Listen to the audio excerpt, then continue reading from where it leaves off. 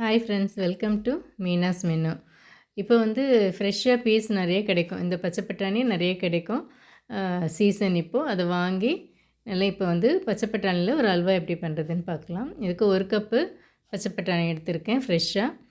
அதுக்கப்புறம் வந்து 1 கப் சர்க்கரை, ஒரு 1/2 கப்பு பால் பவுடர், 1/2 கப்பு பால், அதுக்கப்புறம் முந்திரி, பாதாம் இதெல்லாம் சீவி வச்சுருக்கேன். ஒரு 2-3 ஸ்பூன் நெய், ஏலக்காய், அவ்வளோதான் இதுக்கு தேவை. இது வந்து நான் வந்து இப்போ வந்து அப்படியே அரைச்சி பண்ண போகிறேன். நம்ம வேக வச்சும் நம்ம பண்ணிக்கலாம். நம்ம வேக வச்சு மேஷ் பண்ணியும் பண்ணலாம். இது நான் இப்போ வந்து அப்படியே ஃப்ரெஷ்ஷாக வந்து அரைச்சி எடுத்துகிட்டு வந்திருக்கேன், நல்லா நைஸாக. வேணும்னா இன்னும் கொஞ்சம் இதில் நம்ம பால் விட்டுக்கலாம், பால் விட்டு அரைச்சிக்கலாம். இது வந்து இப்போ நல்ல க்ரீனிஷாக இருக்குது பாருங்கள். இன்னும் நல்ல க்ரீனிஷாக இருக்கும் நம்ம அல்வா. எப்படி செய்கிறதுன்னு பார்க்கலாம். வந்து ஹெவி பாட்டம் பேனோ இல்லைனா இந்த மாதிரி நான்ஸ்டிக் பேனில் கொஞ்சம் 4-5 ஸ்பூன் நெய் விட்டுக்கலாம். நெய் விட்டு அந்த அரைச்ச விழுதை போட்டு நல்லா வதக்கணும். இது பச்சையாக அரைச்சது நம்ம, அதனால் வந்து இதில் கொஞ்சம் நல்லா வதக்கும் போதே வந்து பட்டாணி நல்லா வெந்துடும். ஏன்னா நல்லா நைஸாக இருக்கிறதுனால சீக்கிரம் வெந்துடும்.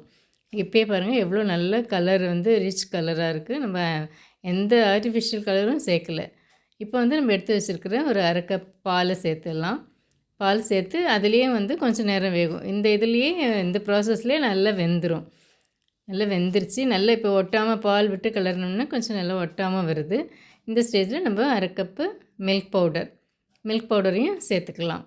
மில்க் பவுடரையும் இப்படி உங்களுக்கு வந்து மில்க் பவுடர் இதெல்லாம் இல்லைன்னாக்கா நீங்கள் அந்த ப்ளெயின் கோவா இருக்கும், அதை கூட வாங்கி நம்ம ஆட் பண்ணிக்கலாம். இந்த மில்க் பவுடர் பாலுக்கு பதில் ப்ளெயின் கோவா, சர்க்கரை இல்லாத கோவா கிடைக்கும், அதையும் நம்ம வாங்கி ஆட் பண்ணிக்கலாம். இது இல்லாத பட்சத்தில்.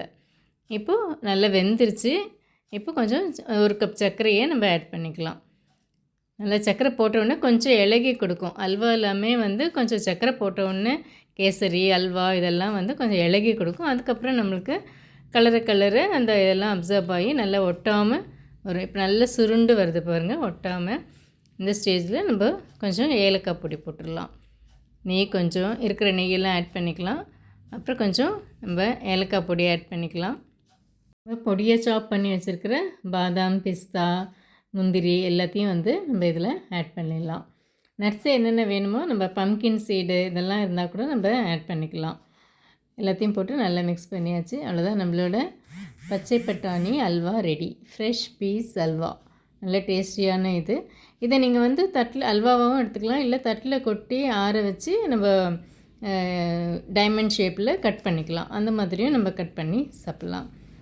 ட்ரை பண்ணி பாருங்கள். தேங்க்யூ ஃபார் வாட்சிங்.